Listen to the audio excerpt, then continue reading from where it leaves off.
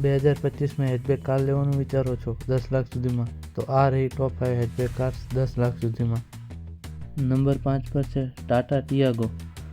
ઓછા બજેટમાં સારી સેફ્ટી રેટિંગ અને સીએનજી ઓપ્શન પણ અવેલેબલ છે.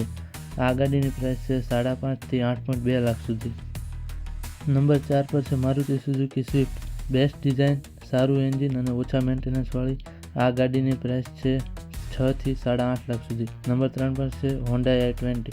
પ્રીમિયમ ફીચર્સ, બેસ્ટ ઇન્ટિરિયર અને સ્મૂથ પરફોર્મન્સવાળી આ ગાડીની પ્રાઇસ છે 7.2 થી 10 લાખ સુધી.